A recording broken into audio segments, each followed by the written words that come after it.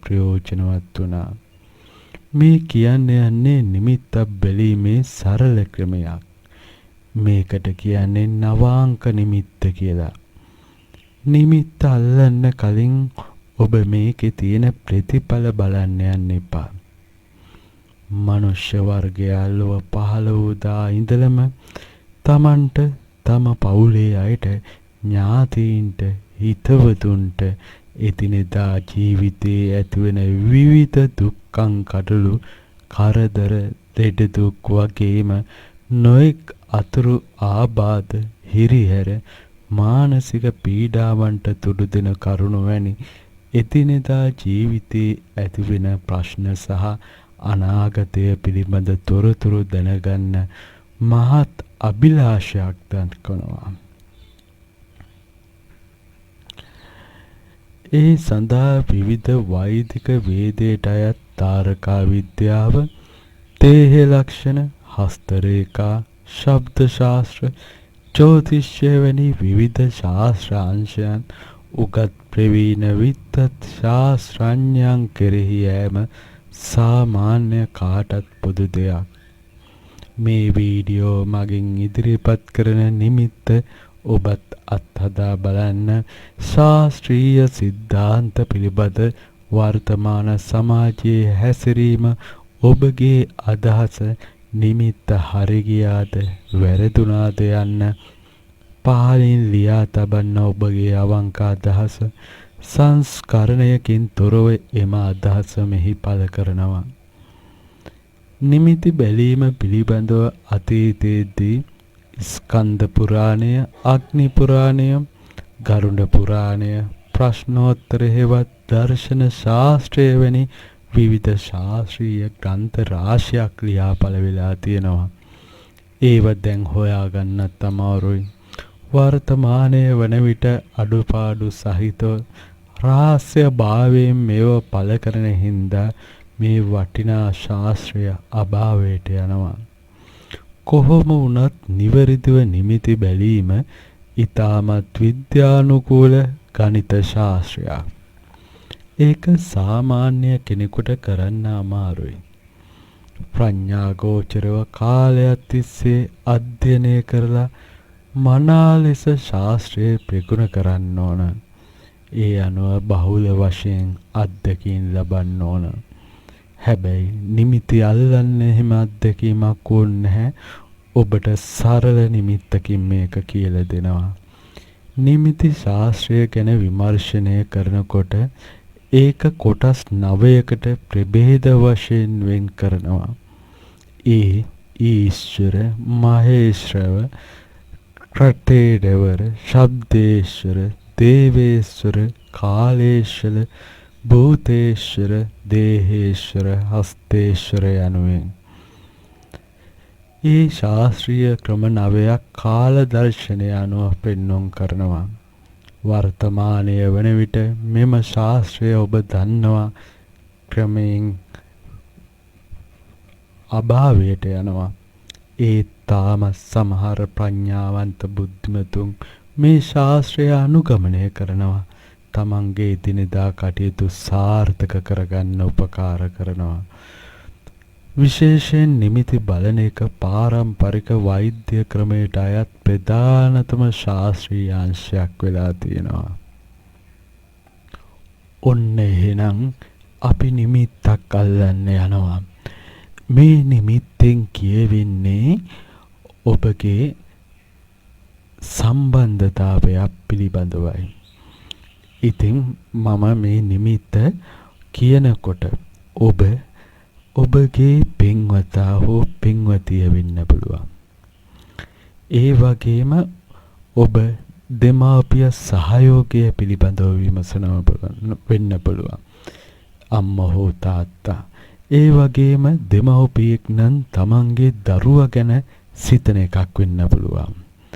ඒ වගේම සමහර විට රැකියා නියුක්ත එක්කෙනා තමන්ගේ ස්වාමියා බොස් කෙරෙහි වෙන්න පුළුවන් මේ හිතන දේ. තමන්ගේ බොස් තමන්ගේ යටත් පිරිසෙහි ඉන්න එක්කෙනෙක් ගැන අදහසකින් සිතන දෙයක් වෙන්න පුළුවන්. ඉතින් ඔබ යම්කිසි සම්බන්ධතාවයක් දැන් මුලින් හිතාගත යුතුයි. වීඩියෝ ඉදිරියට ධාවනය කරන්න එපා. එහි ප්‍රතිඵල දැම්ම බලන්න එපා. ඔබ දැන් ඔන්න යම්කිසි අයෙක් ගැන සිතා ගන්නවා. මේ සිතාගන්නේ ඔබගේ පින්වතා. ඔබ පින්වතා නම් පින්වතිය වෙන්න පුළුවන් දරුවනේ. ඔබ පින්වතියක් නම් පින්වතා ගැන සිතනවා. ඔබ භාර්යාව නම් ස්වාමියා ගැන සිතනවා. ස්වාමියා නම් භාර්යාව ගැන සිතනවා. ඒ වගේම තමයි දෙමාපිය සම්බන්ධය පිය පුතු. ඒ වගේම ස්වාමි සේවක යම්කිසි හවුල් ව්‍යාපාරයක් ගැන උනත් ඔන්න පුළුවන් හිතන්න. දැන් ඔබට කරන්න තියෙන්නේ ඔබ දැන් සිතා ගන්න කා ගැනද සිතන්න කියලා.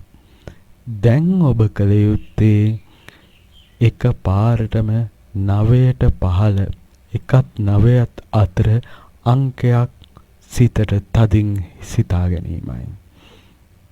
මේ අංකය වෙනස් කරන්න එපා. දැන් හිතාගනිපු අංකය හොඳින් හිතේ තියාගන්න.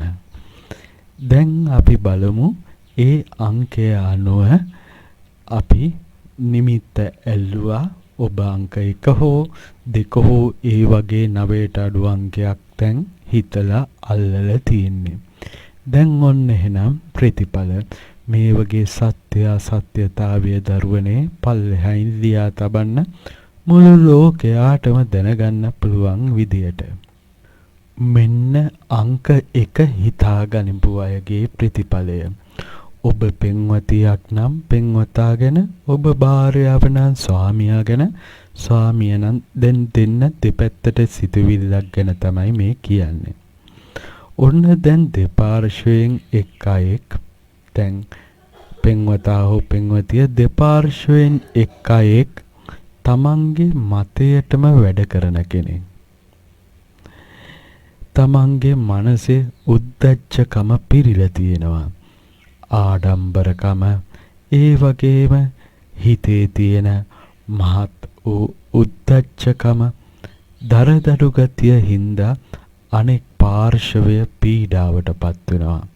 දැන් මම මේ කියන එක පැහැදිලි ඇති. මේ දෙපාර්ශ්වයෙන් එක් අයෙකුට වෙනදී දැන් ඔබ හිතපු එක්කෙනා ඔබ පෙන්වතියක් නම් දරුවනේ පෙන්වතා ගැන හිතුවනම් දෙපාර්ශ්වයෙන් එක්කෙනෙක් මේ උද්දච්චකමෙන් ඉන්නවා. සමහරු එක් පාර්ශවය අනිත් පාර්ශවයට පීඩා වෙන අයුරින් තමයි වැඩ කරන්නේ. ඒ වගේම එක පාර්ශවයක් හරිම හිතුවක්කාරයි. අනෙකාගේ සිත තේරුම් ගන්න බැරි තරම් දරදඬුකමින් යුක්තව කටයුතු කරනවා. තේරුම් කරලා දෙන්න බෑ යම්කිසි කාරණයක්. හරි හෝ වැරදි හෝ වේවා ඒ මතේම වැඩ කරන කෙනෙක් ගැන තමයි ඔබ මේ හිතන්නේ. ඒ වගේම ඔබ පරාජය බාරගන්නේ නෑ. ඉතින් එහෙම කෙනෙක් එක්ක ආශ්‍රය කරනකොට ඔබට කරන්න තියෙන්නේ වෙන්නේ අනිත් පාර්ශවයට නිතරම වැරදිකරු වෙන්න. කවදා හරි මේවා අමතක කරනවා කියලා හිතුවට එහෙම වෙන්නේ නැහැ. දැඩි පීඩාවක් එක පාර්ශවයකට මානසිකව මේ හින්දා සිද්ධ වෙනවා. මේ කට්ටිය සමහර වෙලාවට පින්වතෙක් නැතත් කාටවත් සෙකන්ඩ් වෙන්න කැමති නැහැ. සමහරු මේ වගේ සම්බන්ධ වලින් දුක් විඳිනවා. හරිම කලකිරීමකින් ඉන්න අයත් මෙතන ඉඳීවි. ඒ වගේ තමන්ගේ තියෙන තමන් හිතුවේ එකනම් ඔන්න ඒ මතේම තියෙන කෙනෙක්ගෙන් පීඩාවටපත් වෙන හිතුවක්කාරී කෙනෙක් ගැන තමයි ඔබ සිතලා තියෙන්නේ. දෙපාර්ශ්වයෙන් එක් අයෙකුට මේක පොදුයි දරුවනේ. දැන් ඔන්න අංක 2 හිතපු අය, අංක 2 හිතපු දරුවන්ට එහෙම නැත්නම් භාර්යාවට ස්වාමියට ඕනම කෙනෙක් තමන්ගේ අනිත් පාර්ශවය ගැන අංක 2 හිතපු එක්කෙනා මෙන්න ඒ අය යම්කිසි විදියක සාර්ථකයි කියලා කියන්න පුළුවන්. ඒ වුණාට අනවශ්‍ය සංවේදී බවක් තියෙනවා. අනවශ්‍ය ආදරයක් දෙනවා. මේ ආදරය වැඩිකමම පීඩාවට ලක් වෙනවා. එහෙම වුණාම ඒව එපා වෙන්න ඉඩ තියෙනවා. දෙපාර්ශවෙන් එපා වෙන තරමටම ආදරය වැඩි කරනවා. පාරක තොටක යන්න නැහැ, දුරකථන ඇමතුමක් පවා දේවි. ඒ වගේ මේ දෙවනි පාර්ශවය ඔබ ගැන හිතනවා වැඩි. මේ සිතවිල්ලම අනිත් අයට පීඩනයක් විදියට පත් වෙනවා. අනෙක් පාර්ශවයට ඒක අඩු කරගන්න ඕන වෙනවා. ඉතින් මේ தത്വයට හුරු වුණොතින් ඔබට සාර්ථක ජීවිතයක් ගත කිරීමේ හැකියාව ලබා ගන්න පුළුවන්. ඉතින් මේ දෙපැත්තෙන් එක්කෙනෙක් ඒ පීඩනය ඇති කරන්නේ තමන්ගේ හිතවතියට, ස්වාමියට හෝ කාට හෝ දරුවට හෝ තියෙන ආදරය හින්දා ඒ ආදරයම අනිත් පාර්ශවයට එපා වෙන්න පුළුවන් බවත් මම ඔබට කියනවා. ඔබගේ අදහසත් කියන්න. අංක 3 හිතපු දරුවෝ. අංක 3 හිතපු අය එක පාර්ශවයක් හිතපු පාර්ශවයෙන් එක පාර්ශවයක් ඔන්න වැදගත් ගතිය පෙන්눔 කරනවා. මේ වැදගත්කම ඕනෝට වැඩි වෙනවා. ඒ කියන්නේ තමන් ඕනෝටත් වඩා තත්වකින් ඉන්න බලනවා. මෙහෙම හින්දා එයා ටිකක් අර අපි කියන්නේ හරි බැරෑරුම් විදියට සීරියස් ගතියට ඉන්නවා කියලා කියන්න පුළුවන්. සමහරට වෙලාවට මේක තද ගතියක් වෙන්න පුළුවන්. මේ අය තමන්ගේ අනිත් අයට නීති රීති දාන්න බලනවා. ඒ ගැන කතා කරන්න බලනවා. දෙපාර්ශවයෙන් එක්කෙනෙකුට සමහර වෙලාවට කියනවා ඔයාගේ තත්ත්වය මගේ තත්ත්වය බලන්න කියලා. නිදහසේ ඉන්න දෙන්නේ නැහැ. ඒක මානසික පීඩනයක් බවට පත් කරනවා. ඔහු ඇය ඔබට ඔබම වෙන්න ඉඩ තියන්නේ නැහැ. දෙපාර්ශවයෙන්ම මේ දේ වෙන්න ඉඩ තියෙනවා. ඔබට ඉතින් මෙහෙම වෙනකොට යාළුවෙක් ගැන සමහර වෙලාවට කියනවා ඔය එයා කරන්න යන දේවල් හරියන්නේ නැහැ කියලා අනිත් එක්කෙනා කියනවා. එයාට ඕන තමන්ට ඕන විදියට ඉන්න කියලා. මානසික නිදහස අඩු සම්බන්ධතාවයක් බවට මේ සබඳතාවය පත් වෙලා තියෙනවා. සාර්ථකත්වය සමහර වෙලාවට අඩු වෙන්න ඉඩ තියෙන ගතියක්. සමහර වෙලාවට මේ කට්ටියට ආදරෙන් අවවාදයක් දෙන්න දරුවට පවා බැරි වෙන තත්ත්වයක් තියෙනවා. දරුවන්ට උනත් අවවාද දෙනකොට සමහර විට ඔබේ වරදක් කියලා එයා ඔයාව සුදුසු නෑ ඒ අවවාදෙට කියලාත් කියන්න ඉඩ තියෙනවා. එතෙන්දී ඔබ අසරණ වේවි. එහෙම අයට අවවාද දීමෙන් පළක් වෙන්නේ නැහැ. ඒක හින්දා මේ පාර්ශවයක් එක පැත්තක් තද ගතිය තමන්ගේ தත්ත්වය ඒ අයට ඕන විදියට වැඩ කරන්න ඕන වෙන එක තමයි මේ අංක 3න් පිළිඹු කරන්නේ. අංක 4 හිතපු අය එක පාර්ශවයක් ඔන්න දැඩිසේම හිතුවක්කාර වෙනවා. ඒ අයගේ ඕන විදියට වැඩ කරනවා. කිසිම දෙයක් අහන්න හිතන්නේ නැහැ. හිතුවක්කාර ගති ලක්ෂණ පෙන්눔 කරනවා. ඒ වගේම සමහර වෙලාවට හදිසි තීරණ ගන්නවා. කලබලකාරී ගතිය වැඩි. හිතේ මානසික බවක් සංසුම් බවක් නැහැ. ඒ වගේම මේ අය කෙලින් කතා කරනවා. කෙලින් කියන්න තියෙන දේ ඔබට කියනවා. ඒව පීයෙන් ඇන්නා වගේ වචන කියලා වෙන්නත් පුළුවන්. කිසිම විදියකින් දෙපාරක් හිතන්න උත්සාහ කරන්නෙත් නැහැ. අංක 4 හිතපු දරුවෝ ඔන්න ඒ පාර්ශවය ගහන්න හිතුනොත් ගහන්න ඉඩ තියෙන වගේ ගතියක් තියෙනවා. ඒ වගේම මුරණ්ඩු ගතිය, ප්‍රචණ්ඩකාරී ගතිය මේ අයගේ වැඩියෙන් පෙන්눔 කරනවා. ඒ වගේම ආවේගශීලී, දැඩි ලෙස ආවේගශීලී ගතියකින් කටයුතු කරනවා. මේ හේතුව හින්දා අනෙක් පාර්ශවය නොවිතිනා පීඩා විඳින්න ඉඩ තියෙනවා. ඒකින්ද දරුවනේ ඔබ ඉවසීමෙන් කටයුතු කළ යුතු සම්බන්ධතාවයක් බවට මෙයපත් වෙලා තියෙනවා. අංක 5. අංක 5 හිතපු දරුවෝ මේ පාර්ශවය ඔබ හිතපු පාර්ශව දෙකෙන් එක පාර්ශවයක් සබඳතා තියාගන්නේ දැනුම අවබෝධය තුලින්. දෙදෙනාටම තියෙනවා දැනුම අවබෝධය. කතා කිරීම තුලින් ඔබ ඔබගේ ආදරයේ බැඳීම් වර්ධනය කරගන්නවා. ඔබට තියෙනවා සාර්ථක සබඳතාවයක්. මේ සාර්ථක සබඳතාවය ගෙනියන්නේ වචන හුවමාරුවෙන්. වචන හුවමාරු වලින් ඔබව අනේකා තේරුම් ගන්නවා. හැබැයි පුංචි දෙයක් හිතට වැදුනොත් සේරම අවසන් කරනවා. ඊටාම හොඳ හිත ඇති කෙනෙක් මේ ඔබට ලැබිලා තියෙන්නේ, ලැබෙන්න ඉන්නේ. හැබැයි එක නිමේෂයකින් නැති කරන්නත් ඉඩ තියෙනවා. ගොඩක් උදව් කරනවා. කිසිම වැදගත් දෙයක් නැති දෙයකටත් තරහ වෙන්න හිතනවා. වචන වමාරුව හරියට තේරුම් ගන්න ඕන වෙලා තියෙනවා. කතා කරලා සබඳතාවයන් තේරුම් ගත යුතුයි. කලබලයක් නැතුව ඉන්න පුළුවන්. නොගැලපෙන අදහස් තියෙනවා නම් දැනුවත් වෙලා ඒ ගැන සුබවාදීව සිතන්න පුළුවන්. ඔබගේ නිදහස ගැන හිතලා අනිත් කෙනා හොඳ සබඳතාවයක් පවත්වා ගත යුතුයි. දෙදෙනාටම දැනුම තියෙනවා. දෙදෙනාම අවබෝධයෙන් යුක්තව සංවේදන කටයුතු වලින් වැඩ කළ යුතු වෙනවා. අංක 6 හිතපු දරුවෝ දැරියෝ සියලු දෙනා මේ අංකය හිතුවනම් ඔන්න ඔබ සාර්ථක බවක් පෙන්වුම් කරන ආදරණීය බවක් පෙන්වුම් කරනවා.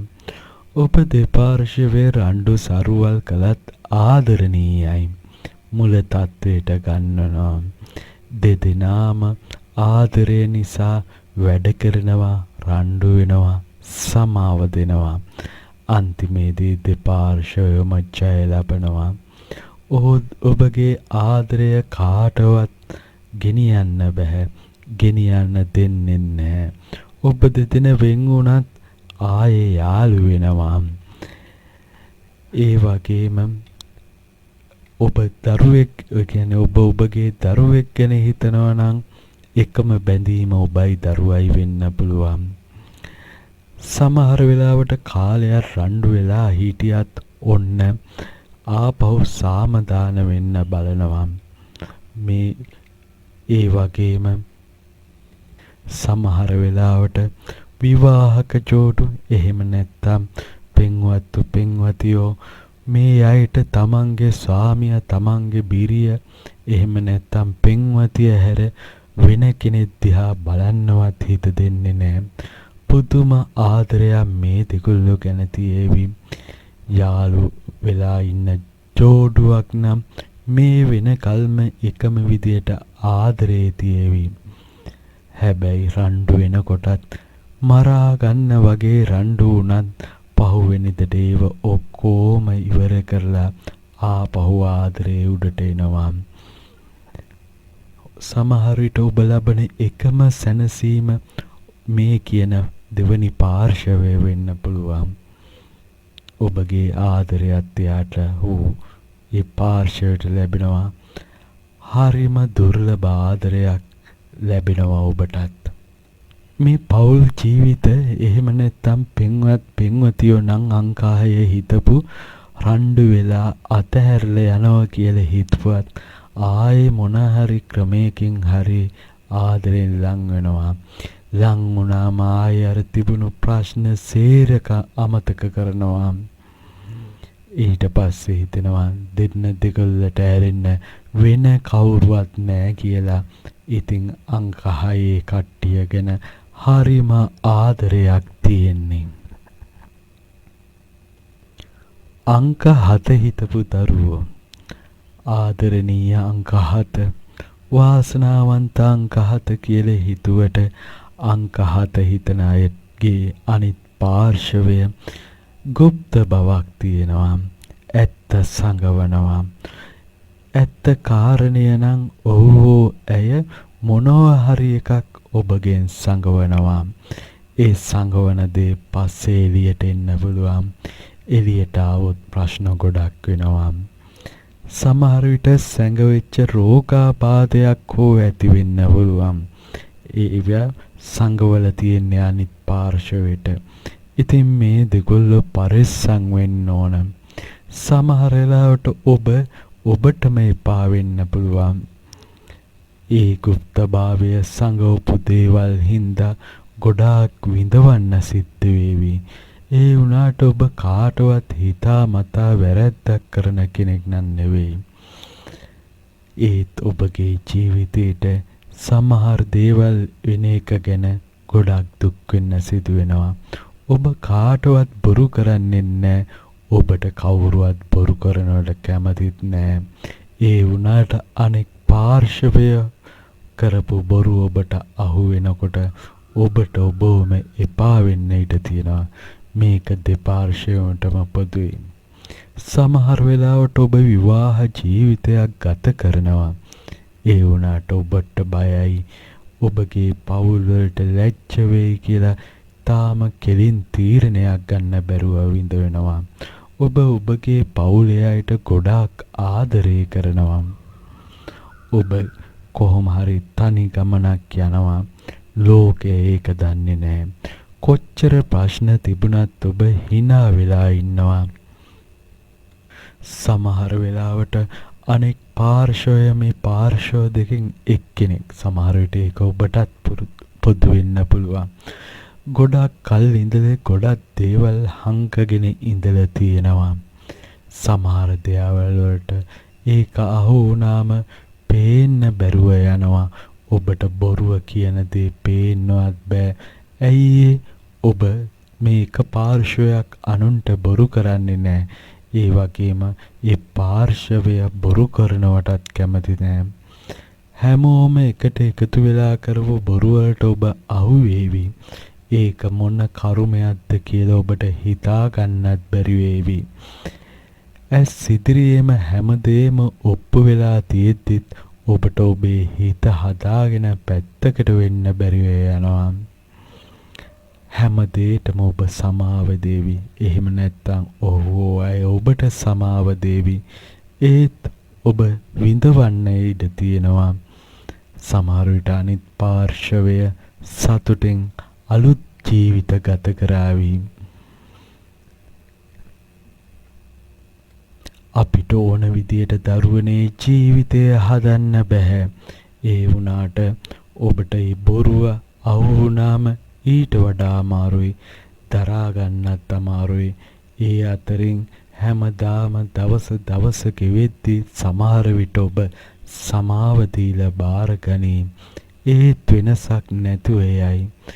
අවුරුදු ගණන් සංගෝපු දේවල් එලි වෙලා සමහර විට ඔබට වෙන්නත් ඉඩ තියෙනවා. හිතේ තියෙන දේවල් ඔබ සමහර විට රහස් දේවල් උපරිම අයුරින් රහසක් විදියට සංගව ගන්න අනිත් පාර්ශවයට දැනෙන්නවත් යන්න එපා. එහෙමුණොත් ලොකු ප්‍රශ්න හිතෙනවා. ඔබටත් හිතේවි ඔහු හෝ ඇය මට දෙයක් හංගනවා කියලා. ඒත් මොකද්ද කියලා ඔබට හිතා ගන්නත් අමාරුයි. සමහර විට සියල්ලම හඳුනා ගත්තට පස්සේ අත්හැරලා ඉදිරියට ගියොත් විශාල ප්‍රශ්න වලට මුහුණ දෙන්නත් සිදුවෙන්න ඉඩ තියෙනවා. ඒත් අත්හැරීම වඩා සුදුසුයි කියලා සමහර වෙලාවට ඔබට හිතේවි. කල්පනාකාරීව ජීවිතය ගෙනියන්න ඕන අංක 7 හිතපු දරුදරියෝ. අංකය 8. මේ අංක 8 හිතපු අයට දරුවනේ කනගාටුයි කියන්න. ඒත් හිතින් මනසින් වැඩෙන්න එපා. ඔබට සෑම වෙලාවෙම දුක තමයි කරදරගෙන දෙන්නේ. ඔබගේ අනිත් පාර්ශවය ඔබගේ ආදරය තේරුම් ගන්නේ නැහැ. ඔබගේ තියෙන බැඳීම තේරුම් ගන්නේ නෑ.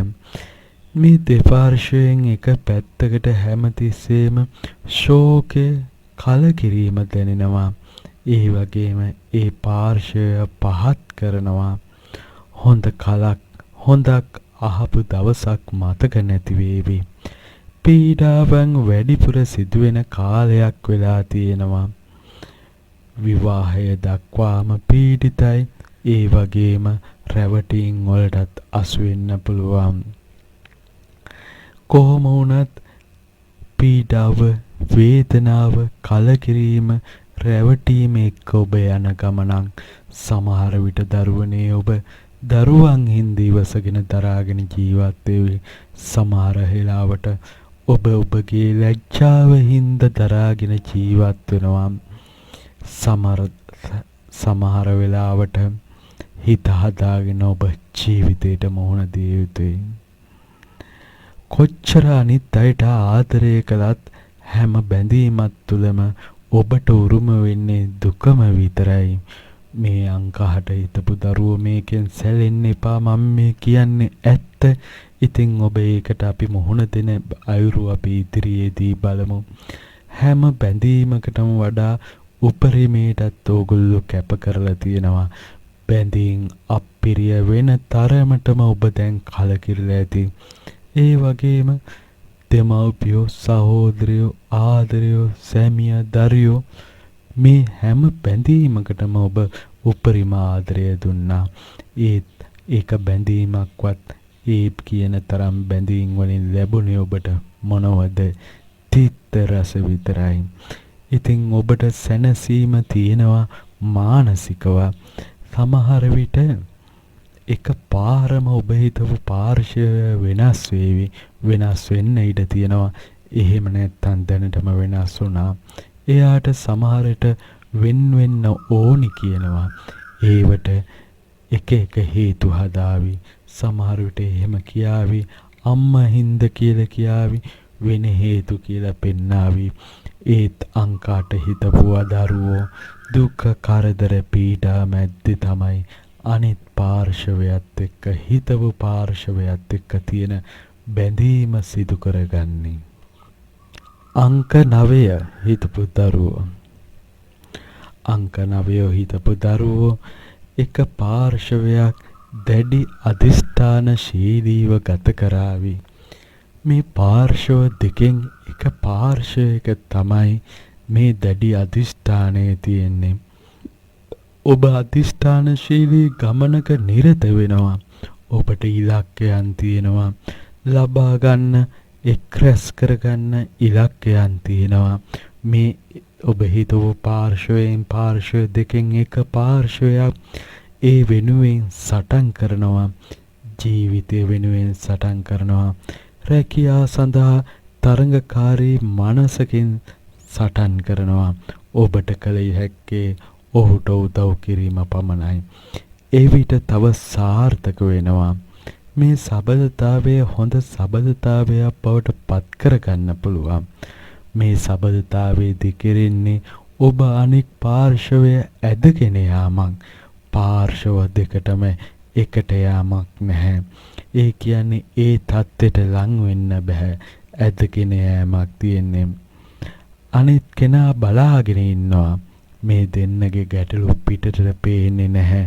ඉතිරිය ගැන හිතලා එක පාර්ශවයක් අධිෂ්ඨානශීලීව ගමනක් යනවා. විවාහක ජෝඩුවන් නම් දෙන්නටම ලොකු අරමුණු තියෙනවා. ඒත් එක පාර්ශවයක් කම්මැලි නැති තරම්. හැබැයි අනිත් පාර්ශවයේ හැමතිස්සෙම කියන්නේ බෑ, නැහැ, දැන් නෙමෙයි කියලා. බැලුවම එයාට බැහැම තමයි. තනි අධිෂ්ඨානයක් මත තමයි සටන් කරන කාලයක් ඔබ ගෙවන්නේ. සමහර වෙලාවට ඔබ දෙපාර්ශවයෙන් එක පාර්ශවයක් උපාධි 3-4ක් ගනීවි. විභාග සමත් වේවි. අනිත් පාර්ශවයට එකක්වත් කරගන්න බැරුව නිකම් බලාගෙන ඉන්නවා වගේ ඉඳීවි. ඒ ඉහළට යන කෙනා ඔබට උදව් කරනවා. ඒ වගේම ඔයත් ඒ අනිත් පාර්ශවයට උදව් කරනවා. කොහොම හරි එක පාර්ශවයක් දැඩි අධිෂ්ඨානය හින්දම සාර්ථකත්වය කරා යන්න පුළුවන් වෙනවා. ඉතින් දරුවනේ අද දිනේ නිමිති බැලීම මෙතනින් අවසන් කරනවා. ඔබගේ අදහසත් පහලින් ලියා තබන්නවන්කොම. එතකොට මෙහි සත්‍ය අසත්‍යතාවය ලෝකෙටම පෙනේවි. ඔබ සැමට ශාන්තියක්ම වේවා. ශාන්ති ශාන්ති ශාන්ති.